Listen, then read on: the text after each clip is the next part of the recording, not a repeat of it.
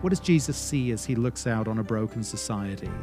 A sin-stained, pain-filled world. He sees a harassed and a helpless people. Sheep lost and vulnerable, torn down because they have no shepherd. And what's his response? He's filled with compassion. That's the heart of Jesus. And if we are a people after his own heart, that must be our heart too. Welcome to Encounter the Truth with Jonathan Griffiths. And Jonathan, there may be some listening who say, I understand that is the heart of Jesus, but I have a hard time cultivating my heart to be like his. If that is what my heart is to be and it's not, how could I ever get it there? Well, I think in order to share the heart of Jesus, and of course we'll never share that perfectly, as imperfect as we are, but in order to share the heart of Jesus for our society and our world, I think we need to have a biblically shaped worldview that understands the true need of the human heart and what's truly broken with our society. And that starts down at the level of our relationship with God. And Jesus sees that a people who are out of relationship with God, but actually under the judgment of God, are a desperately needy people. And as we come to understand that, I think we begin to share something of that heart of Jesus. Yeah, I love that truth, that as we see the need for Jesus, as we understand what it means to truly be under the judgment of God, I think one of the natural responses to that then is to probably have an increased compassion for a lost world.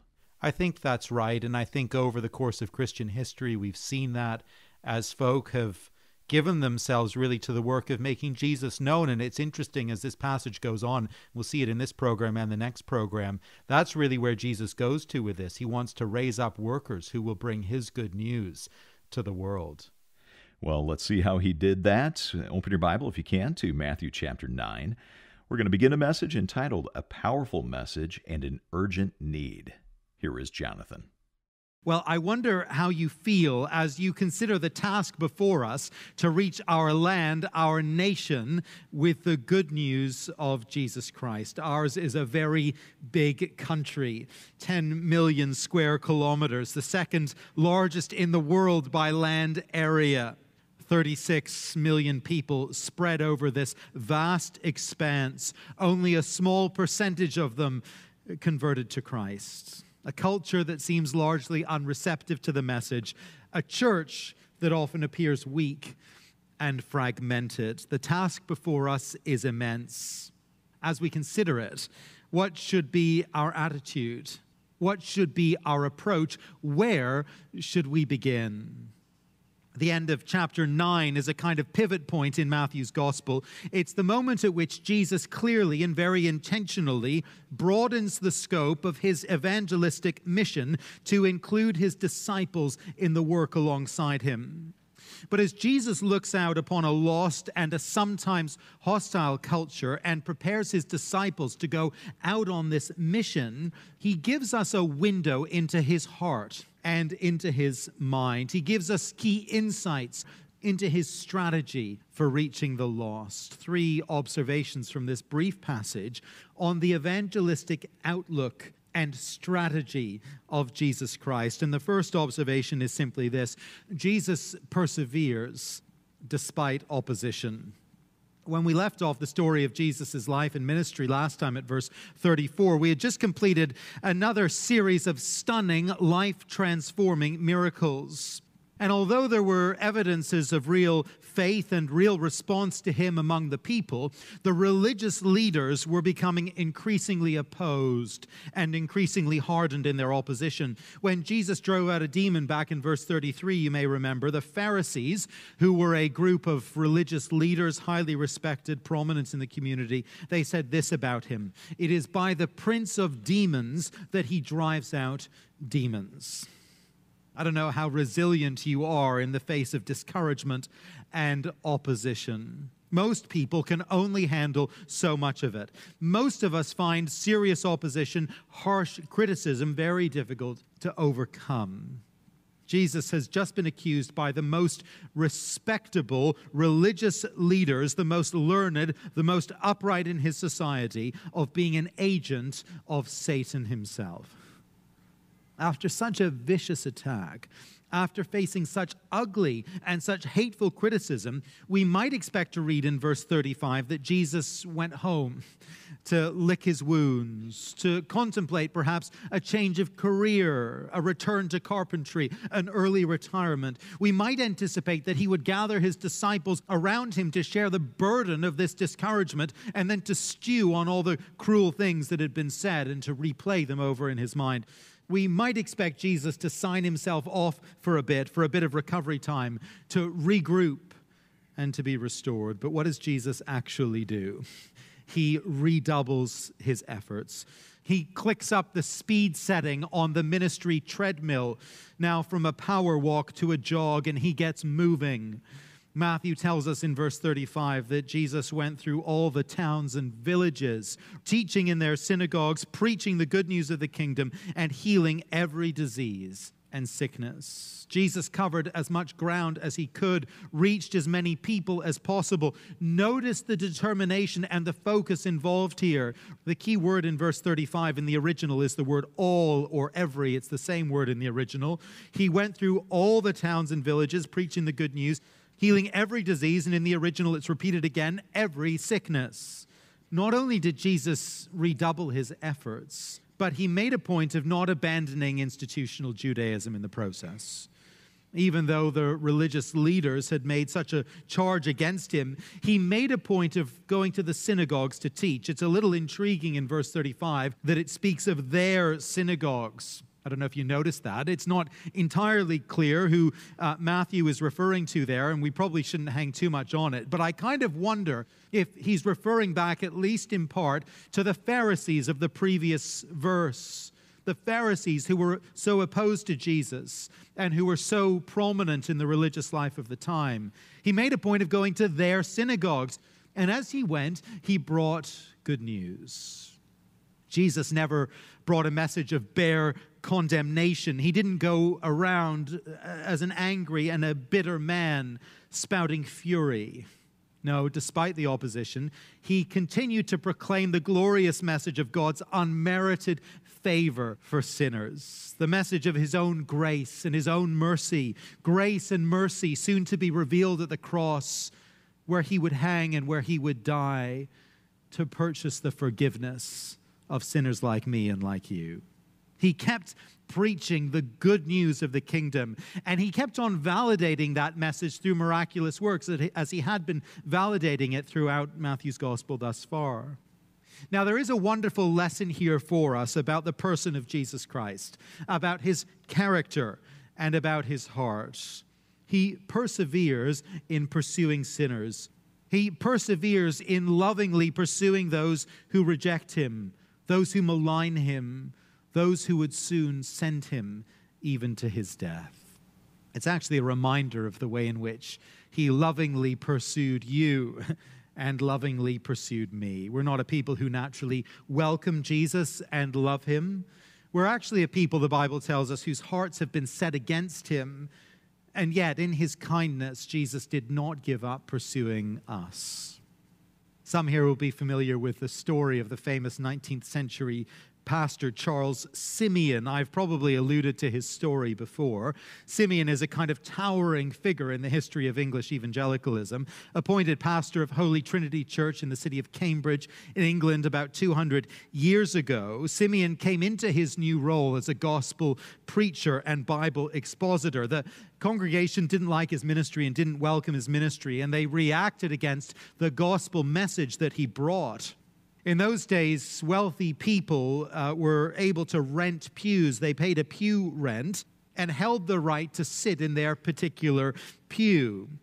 In their disgust at Simeon and his gospel, the message he proclaimed, the wealthy people of the church locked their pews and refused to show up on Sunday. And so those who came wanting to hear the message, wanting to hear the word, were forced to stand in the aisles and at the back of the church. Simeon, at his own expense, bought benches so that people could come in and sit down in the aisles and at the back, but the church authorities threw out the furniture that he had bought. I understand that this situation lasted for about a decade when Simeon had to preach to a room of locked and empty pews. A decade of facing this giant visual aid of hateful reproach and opposition. I have to say I'm very glad for the seating arrangements we have here. I like our chairs very much. I meant to bring in actually to show you something I have at home, but I left it there this morning. A friend of mine was in Cambridge a couple of years ago when Holy Church was replacing its pews with movable chairs, as so many churches have. And the wreckage of all the pews was actually being put out into the garbage. And this friend of mine grabbed for me a piece of the pew from Holy Trinity Church, just a bit of trim for me to keep in my study as a reminder of Simeon.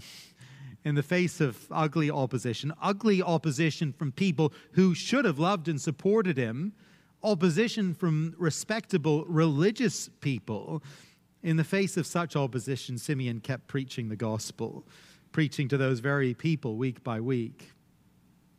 Well, I mention that because if you and I are going to be faithful in our day in making Jesus known, in living for him, in serving him, if we would be found faithful in our own generation, we're going to face opposition. That's the reality. That's the bottom line. We'll face hatred and we'll face scorn. It's just part of the package of being a follower of Jesus Christ. It goes with the territory.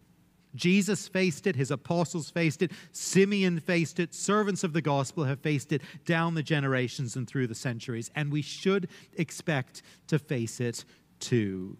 We'll face opposition from those who we might imagine would be most receptive to the gospel, most supportive of the work of the gospel. See, if Jesus had faced opposition from idol-worshipping pagans, we wouldn't have been at all surprised. We wouldn't have batted an eyelid at that. But from religious leaders within Israel, from people committed to the Scriptures who knew the Scriptures, from the Pharisees themselves, it defies logic. It doesn't make any sense. And it's just a warning and a reminder for us. If Jesus faced such opposition, such contempt, such scorn, we should expect to face it too.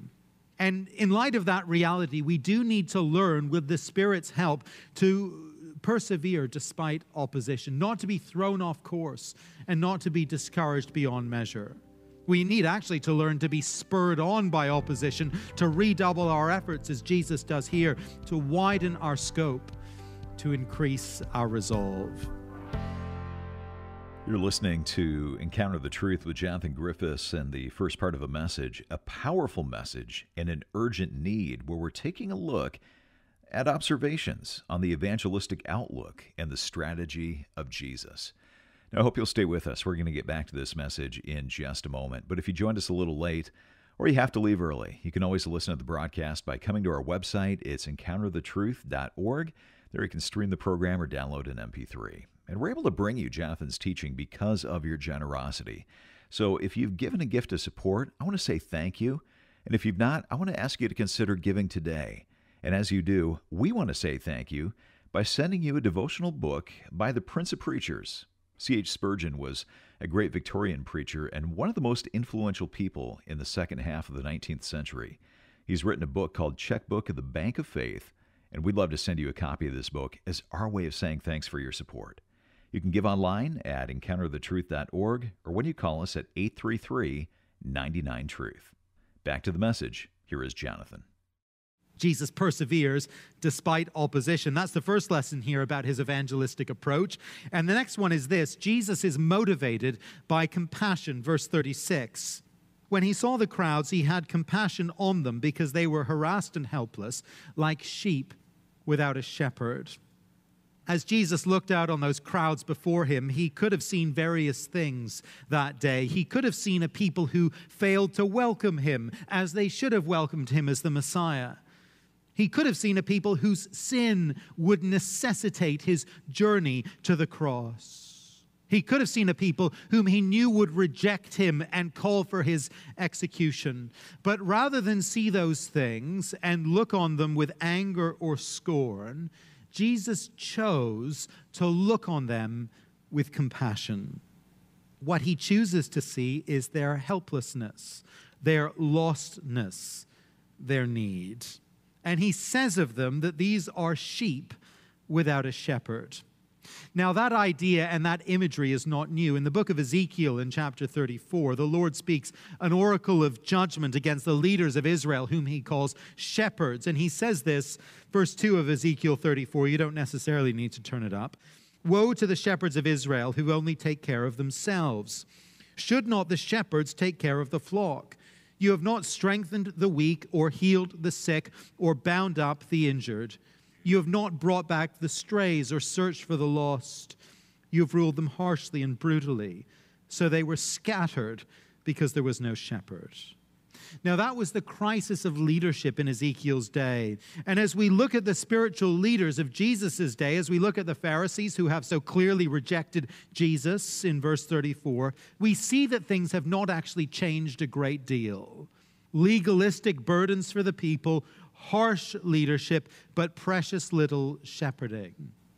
In the oracle of Ezekiel chapter 34, the Lord pronounces judgment on those corrupt leaders of Israel, but then he goes on to make a very great promise.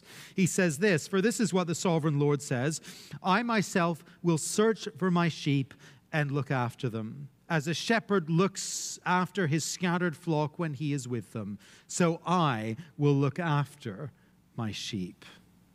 The Lord promises through Ezekiel that he himself will come to rescue his scattered and his oppressed people, a people lost and confused for lack of good leadership. He himself will care for them. He will lead them. He will save them. As Jesus looked out on the crowds in the towns and villages of Israel before him, he had compassion for them because he saw that they were a harassed and a helpless people. They were like sheep without a shepherd.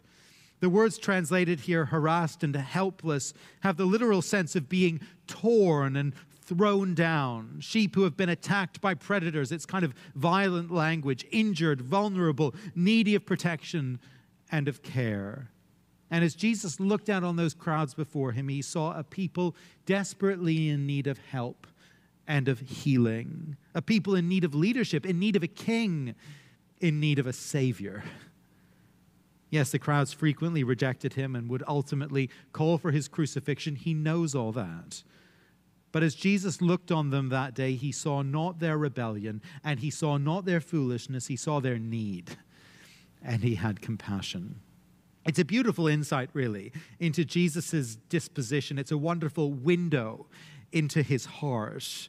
And as we hear Jesus' assessment of the crowds before him that day, we do see as well how contemporary his verdict is. We see how little has changed. Culture has moved on, but the human heart, it really hasn't changed at all. Harassed and helpless, torn and thrown down like sheep without a shepherd. Isn't that an apt appraisal of the people in our communities, the people driving by our door even now, the people who fill our city and are alongside us in our workplaces? It's easy to look out on our community and feel frustrated or feel slighted that people don't take an interest in the gospel. People aren't inclined to follow our King, to acknowledge our Savior. It's easy to look out with annoyance or antagonism. But if we look on our community with the gracious eyes of Jesus, we do see, don't we, a people who are harassed and helpless. We see people whose lives are broken by sin, scarred by relational wounds, consumed by materialism and ambition, enslaved by addiction. We're all now very familiar with the opioid crisis, the abuse crisis across our land. The Public Health Agency has just announced that it's investigating whether untimely deaths from overdoses are bringing down the average life expectancy now in Canada as they have in the United States. It seems pretty likely that the crisis is having that level of an impact on our nation now. We're all too familiar with the ugly realities of gun violence in our communities. We can hardly ignore or forget that reality this week. We grieve with those affected by that awful incident in Toronto. We listen helplessly as we hear stories of bereavement, of loss, of promising young lives cut short, of other lives maimed. What does Jesus see? What does Jesus see as he looks out on a broken society? A sin-stained, pain-filled world. He sees a harassed and a helpless people. sheep lost and vulnerable, torn down because they have no shepherd. And what's his response? He's filled with compassion. That's the heart of Jesus. And if we are a people after his own heart, that must be our heart too. That must be our reaction to the world around us, not frustration or antagonism, but a heart of compassion. Well, Jesus is moved with compassion, but having been moved by compassion, what does he then do? What does his compassion drive him to in practical terms? Well, it drives him very interestingly to appeal for co-workers. And that's our third observation here, verse 37. Then he said to his disciples, "The harvest is plentiful, but the workers are few. Ask the Lord of the harvest, therefore, to send out workers into his harvest field." As I've mentioned already, this is really a key moment in the Gospel of Matthew. So far, Jesus has essentially been the one doing all the action, sending out the message, performing the miracles, and so on. But now at this pivot point, he very intentionally begins to involve his disciples in this kingdom project as he prepares to send them out on mission in the next chapter. It is, of course, a basic principle of good leadership that a leader needs to know how to delegate well and appropriately. I'm beginning to learn a little bit about the American Civil War just at the moment, and I'm finding out a bit about Jefferson Davis, who, as you may know, was the president of the Confederate States during that war. I think it's fair to say that Davis was not considered to be a great leader, not particularly strong in his leadership gifts. And some would say that his leadership failings contributed significantly to the defeat of the Confederate project. But in any case, I gather that one of his key weaknesses in leadership was a reluctance to delegate. He micromanaged. He couldn't hand things over very easily and very well. See, good leaders, they need to be able to delegate. It's a basic principle. And so any decent management guru or leadership consultant would look at Jesus here at the end of Matthew chapter 9 and give him the big thumbs up. He's taken the movement as far as he can on his own, and to reach that next stage of growth, he needs to train, he needs to equip, he needs to deploy a team. He needs to delegate to grow and to expand his kingdom. And on one level, that's perhaps true. It's good strategy and good leadership that Jesus is exercising here.